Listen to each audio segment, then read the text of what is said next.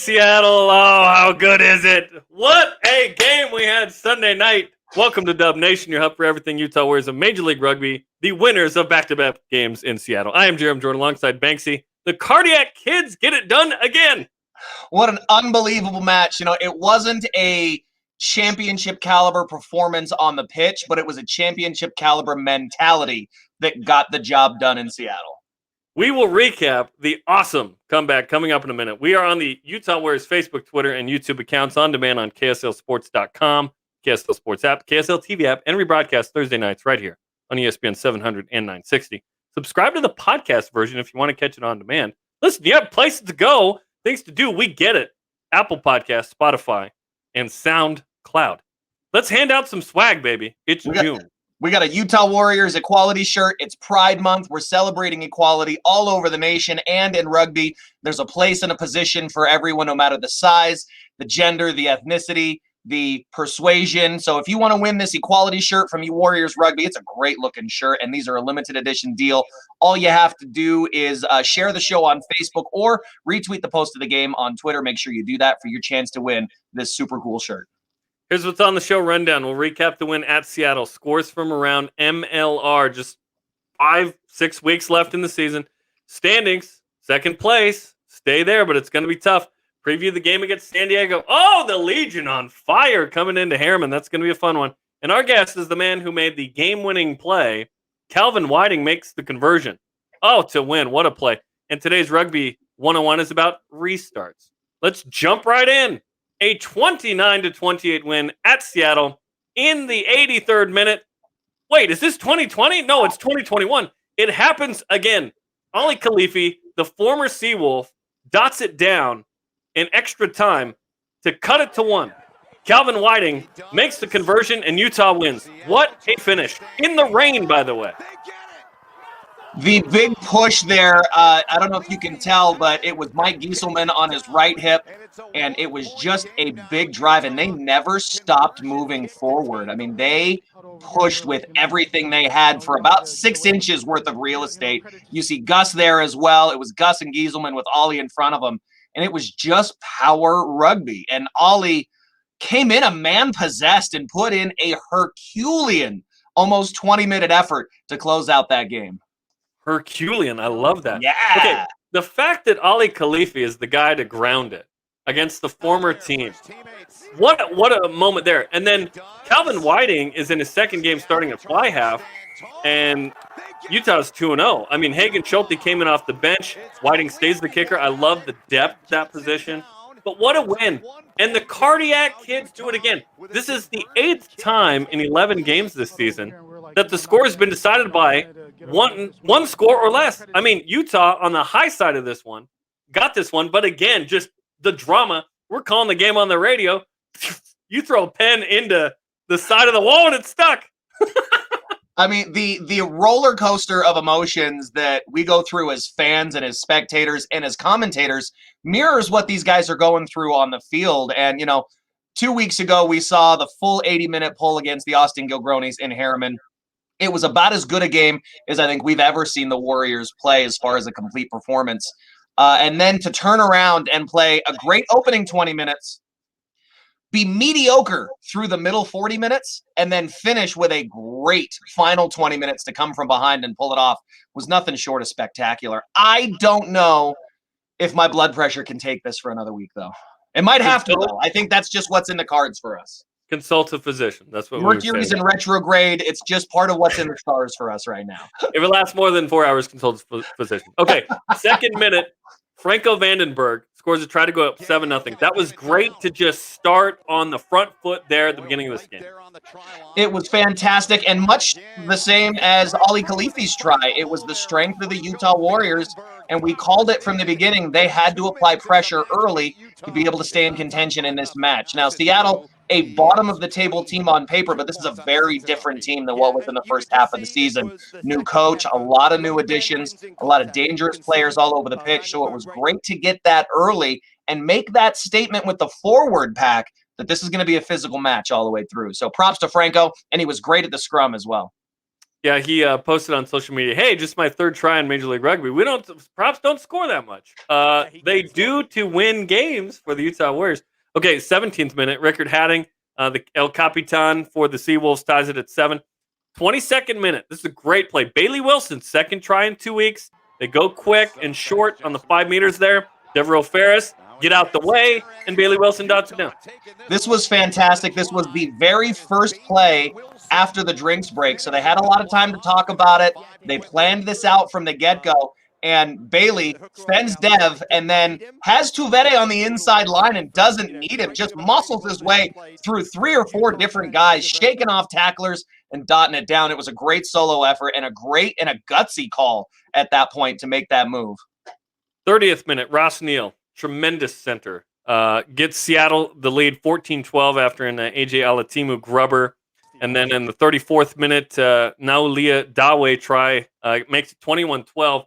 At this point, it's a little frustrating. If Utah had played a great first 20, as you mentioned, kind of slid back in this one. 42nd minute, right before half, Utah opts instead of to go to a scrum and try and get a try. They kick for points. Calvin Whiting makes the kick. It's 21-15 at half.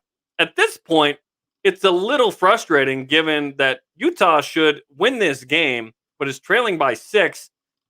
They come out in the second half, and then 10 minutes later, Seattle goes up 28-15 on another Ross Neal try, and you and I are scratching our heads at this point. I'm sure the team is too, but what's going on? This is the team in Seattle that, yes, has talent, but has the fewest points in the league. Are they going to win both versus Utah? Will 2 of their 3 wins be against Utah? Oh, my gosh. Then the comeback begins. 59th minute, Yuri Van Buren makes it 28-22. Now it's a one-score game with 20 minutes left. This try from Yuri was, I mean, as on cue as it gets. In the broadcast booth, we said something special had to happen in the next 5 to 7 minutes. And 4 minutes after that comment, Yuri goes over the line in another great just power set piece move. It was good patience from the forward pack. They played with urgency, but allowed the game to come to them and pick their moments. And then Yuri just getting those big, long arms extended and powering over for the try. It was fantastic.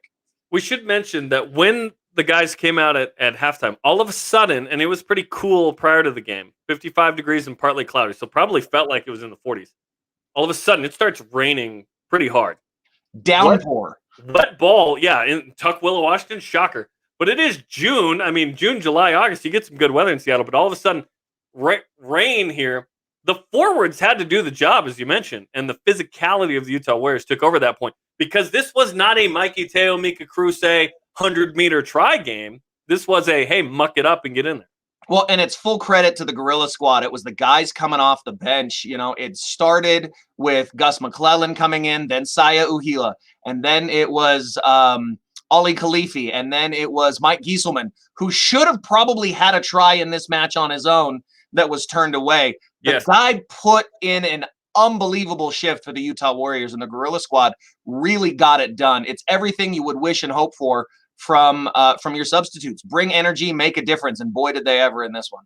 Okay, it's 28-22, 20 minutes to go. We fast forward to about 2 or 3 minutes left on the clock. AJ Alatimu has a penalty goal that if he makes, the game's over. Seattle's going to go up 9 with like a minute plus extra time. That's going to be a tough ask. He misses. And I said on the radio, hope reigneth. Like all of a sudden, there's a shot, right? So Utah does what Utah does at Seattle now. They create the space. They engage the phases. And all of a sudden, in extra time, Ali Khalifi dots it down. And even then, the work isn't over. But this was to cut it to 1 and give a chance at a conversion to win. I mean, when they drove in, when I saw them go at the line, and they had a couple of different chances at this, the first maul right before this move was actually pulled down intentionally again by Seattle, and they got away with it a lot in this game like they did in the first match against the Warriors here in Harriman. But when they reset on that 5-meter line, and full credit to Chatty Goff coming in on the substitution, the guy was clutch. 2 tough line-out throws to the back of the line out, 15 meters deep to Yuri Van Buren at the top of that jump. He got them both, nailed it twice in the rain to set up both of those moves. So it started at the set piece, and then it was the phase play and turning over 1, 2, 3, 4, 5, 6 phases until that gap opened up. And then it's Ollie with the ball in his hands. It's Gus on his left side. It's Mike on his right side. And we're talking Warriors with a chance at a 2-point conversion now in the rain with Calvin Whiting standing over the ball. Now, Chad Goff, that's redemption because against Seattle, there were a few missed inside the 22, notably at the 5-meter line that weren't executed, whether it's Chad's fault or not, whatever. It happened. Seattle won that 2015. This is sweet redemption for Chad, a very talented hooker, one of the most athletic in the league. Comes off the bench. He plays like a loose forward. He really does, but he's that hooker. And as you mentioned, now we get to Calvin Whiting. Again, super wet, super cold, down 1. Obviously, this conversion is very makeable, but with the pressure on, I'm nervous for Calvin. But guess what? Bro has ice in his veins, nails it, and Utah wins.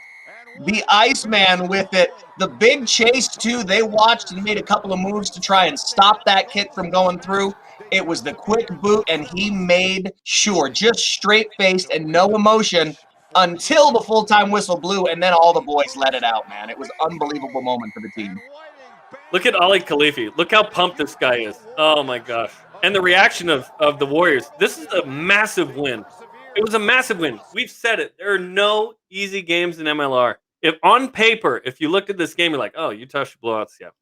But it's a tough matchup. Seattle's good. They only have 13 points, but that's a good team, right? And they've gotten so much better with the additions that they've made to the team. Obviously, with Alatimu playing 10 and 12, they're getting some of the bodies back healthy. They've got Reichert Hadding in the squad who made the men's national team. So he got his call up for potentially his first cap. There's talent all over the field there, so you can't take anything away from a quality Seattle team. They're no pushover, and they're a better team than probably what their record reflects. But this was a championship mentality performance from the Utah Warriors. I mean, sometimes you just have to find ways to win ugly, and they did it on the road in spectacular fashion. We'll talk about what some game notes associated with this in a second, but let's check out the stats from this one. Tries were equal, so Seattle got a point. This is a 5-pointer for Utah. That is the maximum you can come out with. Conversions, 3 of 3 for Seattle. The one missed by Calvin Whiting, his first miss, by the way, in 4 games, was a tough one, so all good. Penalty goals, Utah makes one. If Seattle made that penalty goal, they win this game. They did not. More possession for Utah, more territory for Seattle. Look at the lineouts, by the way. And I gave our graphics guys the wrong stat here. Utah was 22 of 26. Utah had 26 lineouts in this, which is an unbelievable number, and converted 22 to Utah's credit. And then look at the penalties. A lot of penalties for Seattle. And I think the penalties for Seattle came as a result of the pace of play that the Warriors play at. I mean, Michael Baska was great. Frazier Hurst on the substitution was great as well. Those guys are so good at recycling that ball so quickly and getting it out that Seattle was forced to do whatever they could to slow the ball down, and that resulted in a lot of penalties. There was a lot of hands in the ruck. There was a lot of in from an offside position. So there was a lot of things that they were forced to do to try and combat the speed of the Utah Warriors that drew those penalties. Okay, a couple game notes. Back-to-back wins in Seattle. I mean, that was a really, really hard place to win the first 2 years of MLR. Utah's won the last 2 in Seattle. Pretty awesome. Second road win of the year, 2-4 now. First since March 20th. Think about that. That was really significant. And then, of course, it avenges the home loss on April 10th. So this was a much-needed win. And when we look at how the season shakes out, we're going to look back at the Seattle game and go, it was really important that Utah got that one. The term must-win game gets thrown around a lot, but when you're talking about how tight the points table is in the Western Conference, with LA being at 1, Utah did a great job of closing that gap with the 5-point win in Seattle. But Austin is only 4 points behind us, and I think San Diego only a few points behind Austin. So it is really, really, really tight. So not just the 4-point wins, but those bonus points could be crucial down the stretch for the Utah Warriors. And we've been really good at picking up those points. Obviously, we put a lot of points on the scoreboard, and that's one of our strengths is the potency of that offense. But winning on the road is big. Winning with a bonus point is big. And the next week you look ahead, another must-win game. You're talking about a potential 10-point shift here for the San Diego Legion as they come to town to make up a lot of ground, not just on Austin, but on Utah as they fight for that second-place spot. And Utah wins its first game when scoring under 30. It was 29. But it was close. But it was close. Utah has scored a ton of points this year. That's been a strength of this team, and they were able to, get the one-pointer on the road. So 29-28, win at Seattle. What a game. Much more coming up on Dub Nation. Stay with us. Junior Warriors, if you want to get out and get your kids involved in rugby to learn the game or just to interact with some of their favorite players, we've got Junior Warriors clinics coming up before every home game. So 2 hours before the home game, it's just $25 to get your Junior Warriors signed up. Go to warriorsrugby.com if you want to get more on the Junior Warriors program. Okay, round 12 MLR scores. The Texas Cup between Austin and Houston goes the way of the Gilgronis, 28-9, a 5-pointer for the Gilgronis, and they keep the Texas Cup. Staying there for another year. It was everything we thought it would be in that Texas Cup match. Austin maintaining the composure and the consistency that they've come to show throughout the season. Weird score alert on Rugby ATL and NOLA, 8-7. Rugby ATL stays on top of the East. A big win for Rugby ATL. There was the scoring, not just the score line, but the way the tries were scored in that situation was strange. Former Warrior Jeremy Misa-Iligalu scoring a fantastic try in the corner off of a kick to put Rugby ATL ahead in that one. San Diego takes out Toronto in Atlanta. Again, shout out to Toronto for having a season at all and doing it in the States. Like, the sacrifice that Toronto has made for the league has been notable. They're now on the bottom of the East, still a good team, but San Diego puts up 40 and wins by 10. That was a shootout. 3 straight wins for San Diego, which we'll break down the Legion coming up. Surging San Diego Legion team, a lot of big additions, make them a very dynamic offense. And they came up against what is a pretty stout Toronto team. You got to remember, at one point, they were at the top of the table in the East, and things were really tight. So this isn't a bad Toronto team. They're just playing under what may be the most difficult circumstances in all of Major League Rugby this year, and I think that's starting to take its toll on them. The homesickness, the travel, the not being around your family and friends and loved ones, it's tough to physically and mentally recover after games. So full credit to the Toronto Arrows. I know I give them a lot of grief on this show. But what they're doing on behalf of the league and this sport and the growth and development of rugby in North America this year cannot be understated. I mean, they are fantastic. And they'll be decimated by the players that go play for Canada as well. So that will, Utah has the most in MLR, by the way, 4 going to play for the U.S., which is super exciting. Okay, New England Free Jacks beat Old Glory DC 38-34. That was a tight one in the East. That was another close one. Could have gone either way. I think I called that one to be a 1-score game. Not that I ever think I know what I'm talking about.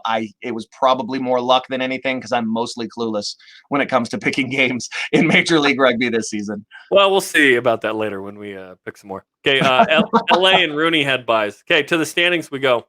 Utah stays in second place, 5 points away from us and 5 points away from LA, although LA has played 1 game fewer. Seattle just to 10 points as well. But it's a 4-horse race now in the West. San Diego totally in it still. 2 spots up for grabs. LA is going to take that top spot, it would seem. Second place is where it's at. And Utah controls its own destiny here. This is what you want if you're the Utah Warriors. It was why the game in Austin was such a big game. It's why the game in Seattle and every game for the remainder of the season is so crucial, because if you win, you continue to control your own destiny at this point for the Utah Warriors.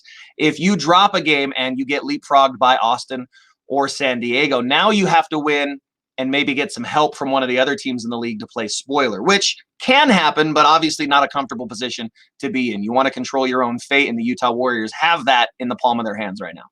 Here's what's left for Utah. So San Diego at home Saturday, at Rooney the next Saturday. That's going to be a tough one. At Houston, worst team in the league by points now, but that was a 1-score game in Harriman. Rugby ATL coming to town, and the LA Giltinis, who are currently the number 1 team in the East and West, which brings us to the Eastern Conference with Rugby ATL on top still. Man, it's going to be a tough haul the last 5. When you look at the last 5 games, you can't even circle Houston as an easy win. It's going to be a tough one because that team is starting to get healthy, and some of their key players coming back. Zach Pangelinan, who missed, I think, 5 or 6 games with that blown up quad, was back last weekend, and you can tell the difference that he made in that match for that team. They're going to start to click, and that's never an easy game playing against the SaberCats. Again, some teams have played 10, most have played 11, but right now, third most points in the league for Utah. Despite, as you pointed out keenly yesterday on the radio broadcast, Utah's not added people from the beginning of the year. There are a lot of signings around the league to sort of support these teams coming down the backstretch. Utah has felt comfortable with this roster, and gosh dang it, it's worked. I mean, if you look at every other team in that Western Conference, LA has continued to sign players. Austin has continued to sign players. San Diego has like 6 new starters on their lineup from the last time they faced the Warriors, all new signings.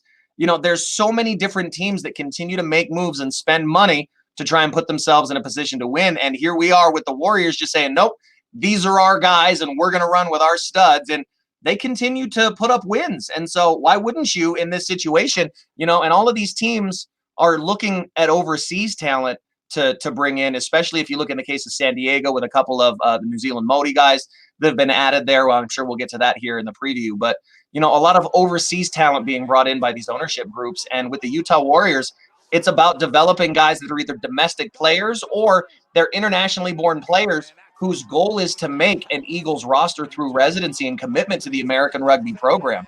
So a completely different shift in mentalities from what they're doing in LA and San Diego, from what they're doing in New York and New Orleans, and what we've got going here in Utah. And to still stay incredibly competitive in the West with that mentality is a credit to the scouting and to the training and to the coaching that these guys do week in and week out. Amen, man. That pathway is working. Okay, we've been talking about Utah Warriors Pro Day all season. This Saturday is at Zions Bank Stadium for the Pro Day, which is super exciting.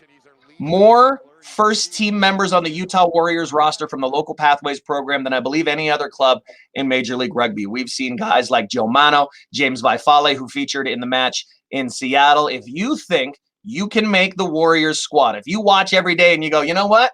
I could have gassed that guy on the outside and scored that try. This is your chance to put your boots on and show up, all right? Don't talk it. Be about it. There is a pathway directly to a Utah Warriors shirt, and it's these pro days. Anyone 18 and older can come out and try out and fight for a spot on a Utah Warriors roster and a professional contract in Major League Rugby. Join us at Zions Bank Stadium Saturday for that pro day. Also, if you're like, I just want a shirt, you can go to warriorsrugby.com. Like, you don't have to go to the pro. If you want to play on the team, totally. If you just want a shirt, you can buy one. They're fantastic. All of that's there on the website. Best looking kit in Major League Rugby, hands down. It's the only time I wear red with the Utah Warriors. This red, acceptable. It's a different shade of red for you. It's not the other one. It's all living good. Down in Utah County. It's all good, baby. Okay, NOLA at Old Glory DC this week as we look at the upcoming matches. 4 versus 5 in the East. Who you got? We should keep track of these, by the way. We do not. We don't. Somebody's going to go back and tell me what an idiot I am and how many of these I've gotten wrong. I'm going to give it to the home team in this situation. Old Glory's got something to prove over NOLA. Old Glory. Toronto at Austin. Austin's going to win that one by 10. Yeah.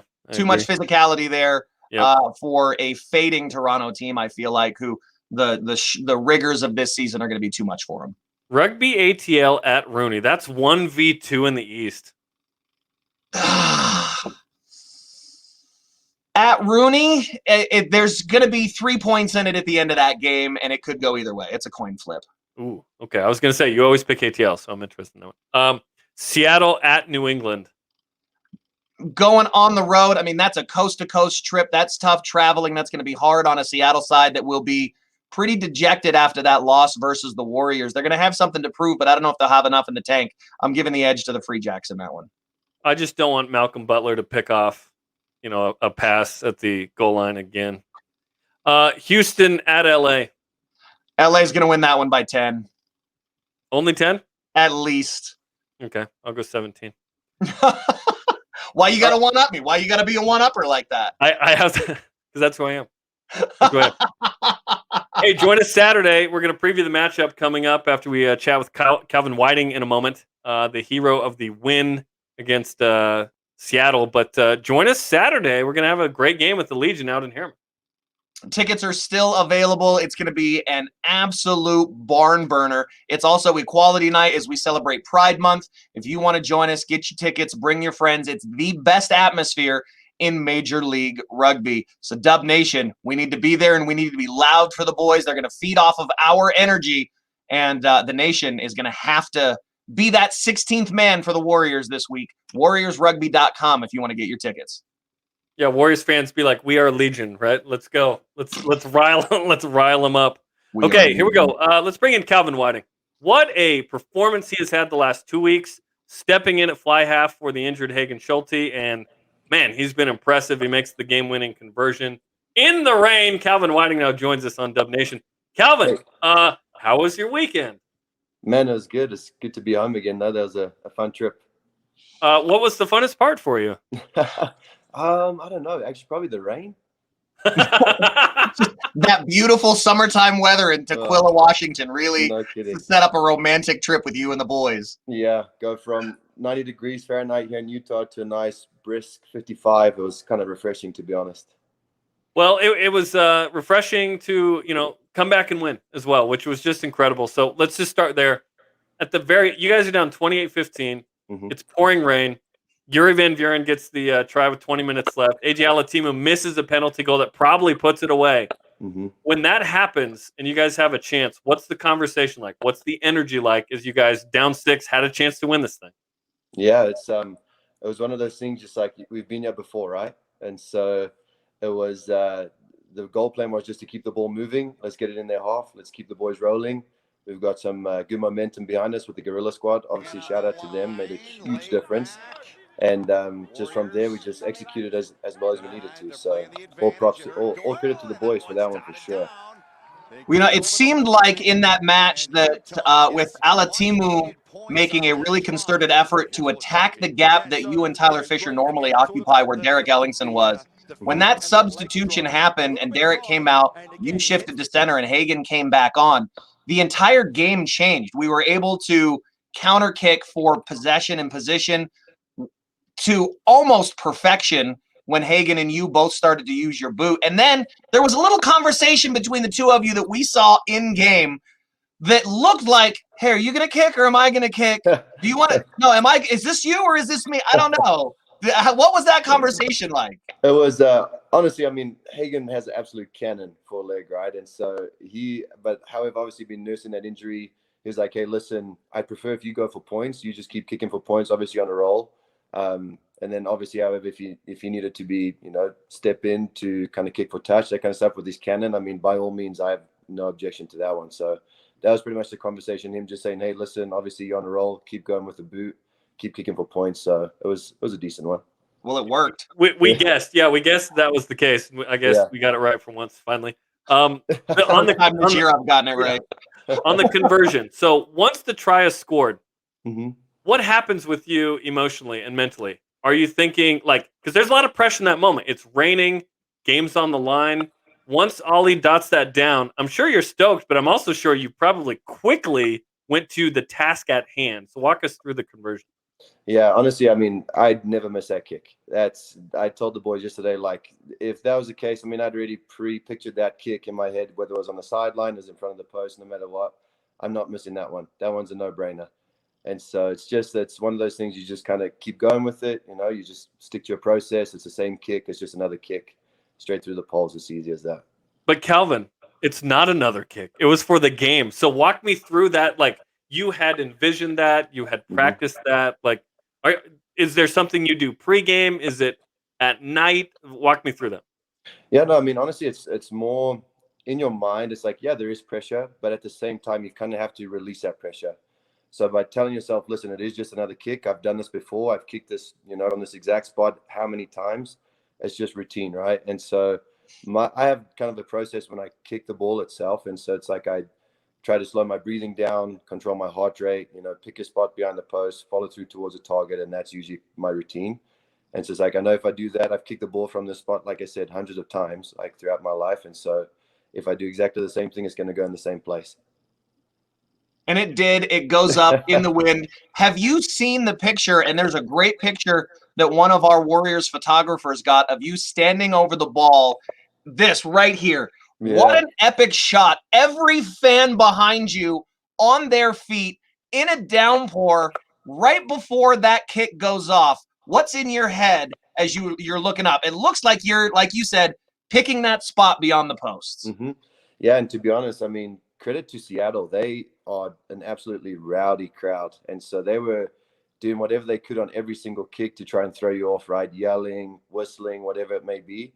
And so it was a pretty good atmosphere. I mean, you could hear them. They were getting behind. You can hear them there already in the background. But it was just use that momentum. Picture it, just you take yourself back to the field where you kick that conversion multiple times, right? And for me, to be honest, it's actually Southfield. I've probably kicked so many conversions there at Southfield. It's like I go back to the same place. And so just where I've practiced the most, and it's like you try and calm your nerves. Silence everything that's going around you and just stick to the process at hand. Southfield down at BYU where you played and were an All-American. Okay, so you played fly half growing up. You've been a center because you're just too jacked for fly half, I guess now, right? So now Hagen Schulte has an injury. He'd been playing through this injury, but finally he's like, all right, let's give him a rest. You started fly half last week in a massive game against Austin. And then, of course, this was a big one, too. You got to go up there and win. What was it like when you found out you were going to play fly half? And now the last two games, it has worked, and Hagen's been able to get some much-needed rest. Yeah, it's when I found out, obviously, for the Austin game, I was like, it was more not by choice on my end, obviously. But I was, I accepted the challenge, like, you know what? Yeah, let's play ball. And so I studied that position a little bit more. Like I haven't played fly off in a really long time. And so it was definitely... It's a different mindset. The defensive part of it is a different mindset. Attacking is a different mindset. And so you have to kind of adjust that whole strategic plan that you have to what you have to do that weekend. And so it's actually kind of funny. I was telling some of the boys the night before the game at Austin, it was a big game for us. I mean, geez, we were tied with them points wise. Like we needed to win that game, a no-brainer, right? We had to win that game. And so I'm just sitting there the night before. I can't sleep. I'm sweating like crazy. I feel sick to my stomach. Just the nerves are crazy. I'm just like, oh my gosh, what I've got myself into here.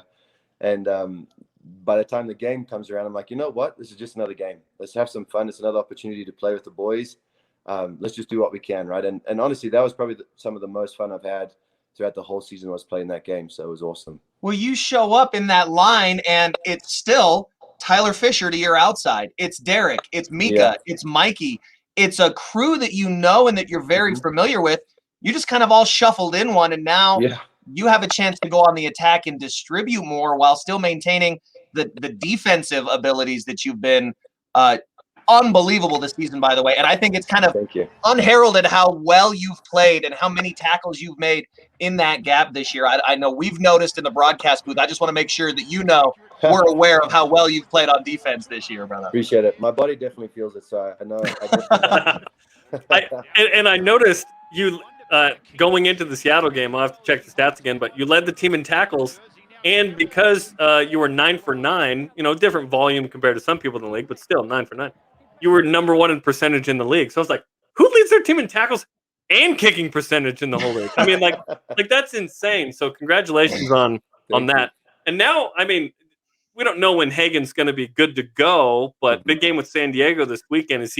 When he's healthy, he jumps in a fly half. If not, you're the guy.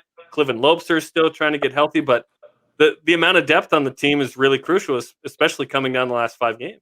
Yeah, luckily we've had a lot of boys to rely on, right? And I think it's been crucial. I know you guys were talking about a little bit earlier about just the fact that all these teams are starting to get desperate now and bring in so many different signings. Whereas with us, it's been the same group from the start, and the camaraderie that we have is awesome. It's like I'd be willing to go to battle for these guys every single day of my life. I'd be willing to put my life, just in risk for this. And so it's one of those things where it's like, you know what, whoever's going to play, I have full confidence that we'll get the job done.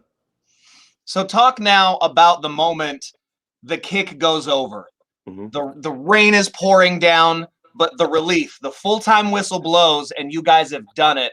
Obviously, we've got the footage of Ollie just absolutely jacked that he got it done against his whole team. It was pure scenes for the Utah Warriors in that moment. What was that like with the boys to come across with that gutsy win? Because now this is the second time you've been a part of a gutsy road win in extra time in Seattle. The last time we won in there in 2020, it was a big move with you on the outside before putting Tyler through. Now here we are with you finishing this one. What was that like with the boys to know you got it done? Yeah, it's those moments are like those memories that you'll have forever, right? It's honestly one of the reasons why you actually play sports is because you share that moment with those boys who, you know, that means so much to you. And so as after that final whistle blew, it's just like, wow, just instant relief. And then all of a sudden it's just amped up, the adrenaline's still pumping. You just, oh, let's freaking go, man. It is awesome. I'm hoping that Ma'anono shows up for the San Diego game, right?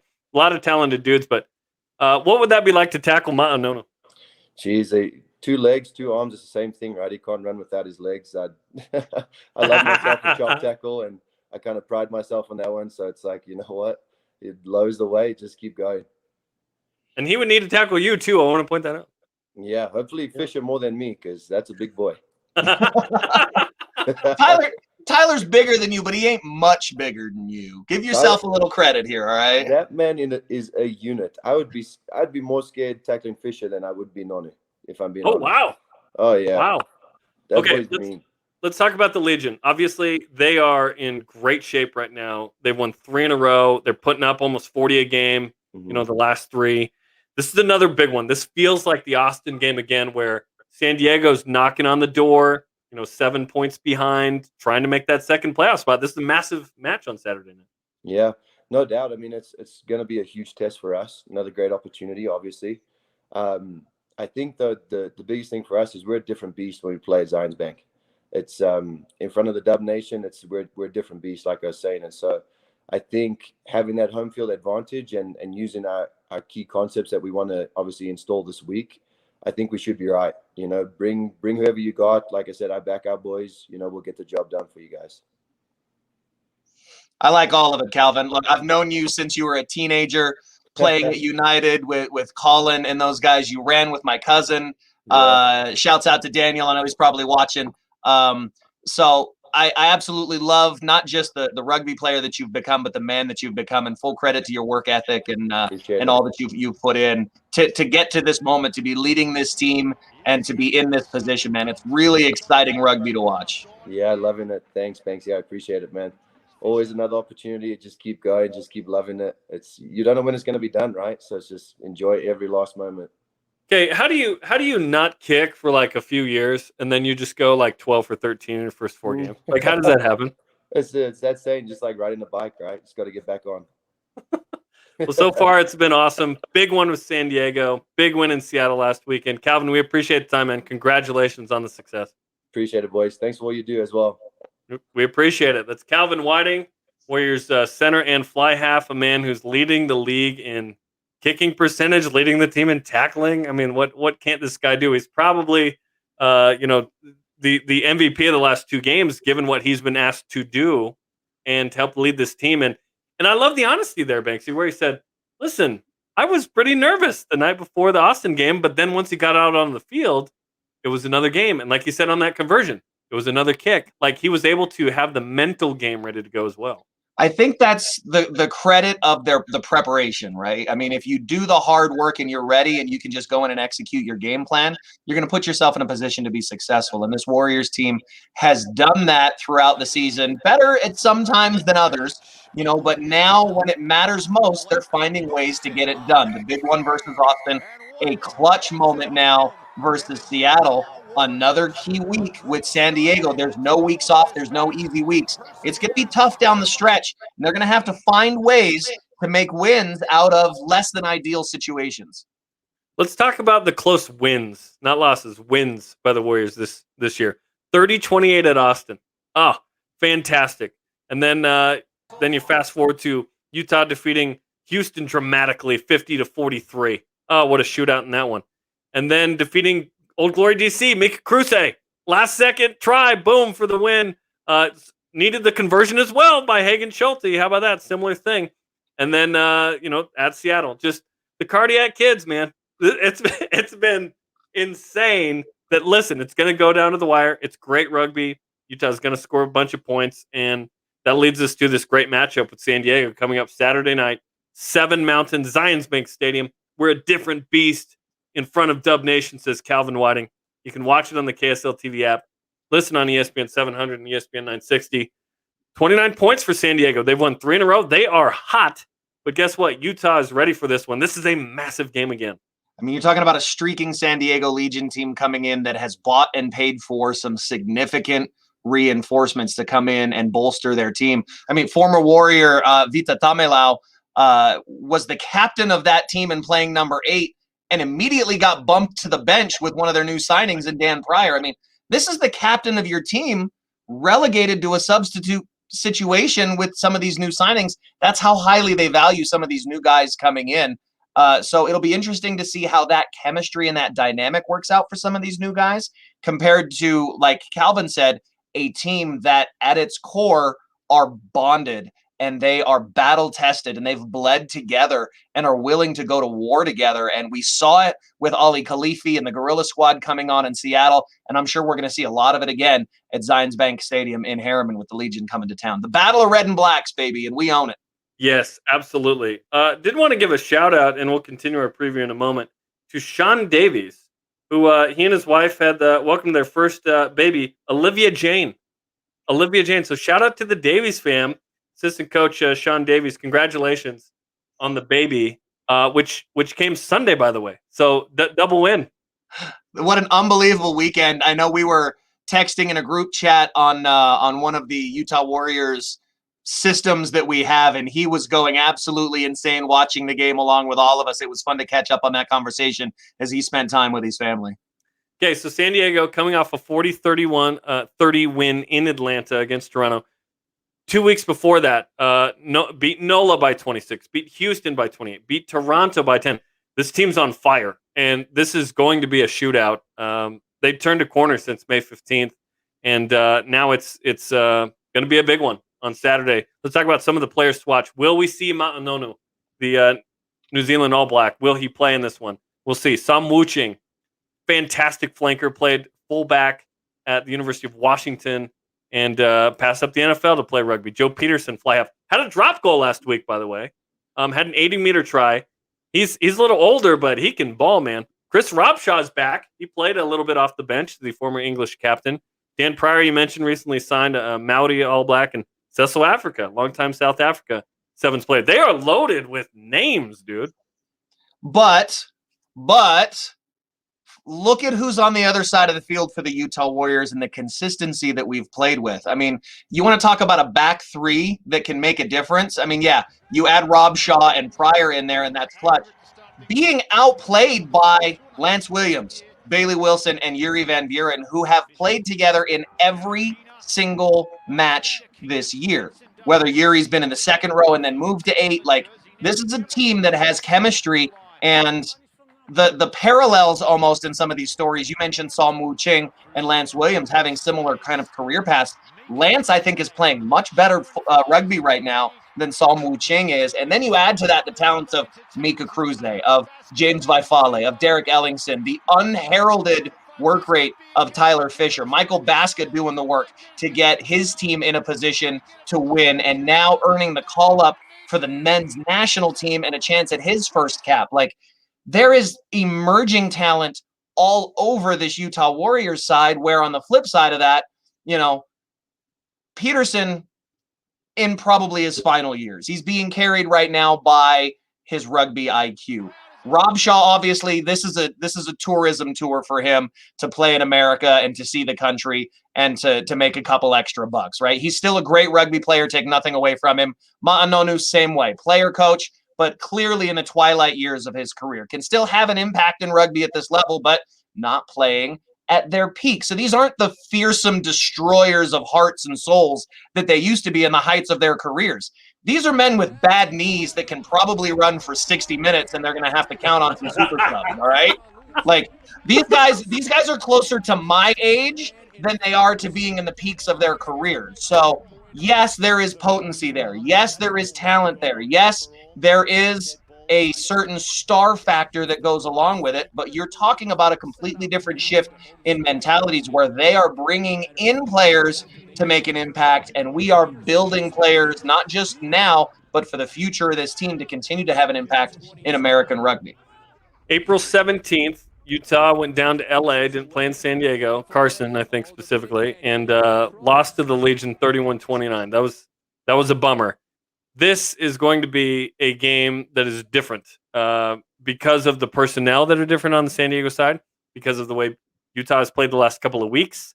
And so I'm looking forward to this one. Saturday night, 7 Mountain Time, Equality Night, presented by the city of Harriman. So go to warriorsrugby.com, get your tickets, watch on the KSL TV app, listen on ESPN 700 and 960. Okay, our Rugby 101 tonight talks about restarts.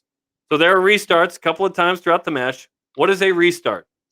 Well, there's a couple of different specifics that we want to look at with the restarts. The first one is after a try is scored, you reset, and the team starts again play with a drop kick. We see Mikey Teo typically is the one for us to take our drop kicks or Hagen Schulte on those restarts. That high ball for a challenge on the restart gets play back underway. Or, and we saw this in the miss in Seattle with AJ Alatimu missing the penalty, you restart with a drop kick again, but this time from the 22-meter line. And it's why that 22-meter line is so significant in rugby, both on where your clearance kicks and your restarts happen. So the two main restarting points with those drop kicks are on the restarts after the try or on a missed scoring opportunity from the penalty. Good stuff. Love Rugby 101. Hopefully you're learning the game if you don't know it already. Okay, tell the people how they can win some swag again before we bounce. You've got a chance to win this Utah Warriors Equality t-shirt. It's a fantastic limited edition Pride special for this month and for this match. All you have to do is share the Dub Nation show on Facebook or retweet the post of the game on Twitter, and that shirt could be yours. Or you can pick it up game day at the merch tent as you enter the stadium. But, why pay for it when you can win it for free? Exactly. Okay, that'll do it for us. Like and share this episode of Dub Nation on Facebook and Twitter as my son tries to get in the show here. Reminder to follow the Utah Warriors on social media throughout the season on KSL Sports and ESPN 700. For Calvin Whiting, Billy the producer, my son Tate, Banksy, I'm Jarom Jordan. Go Warriors!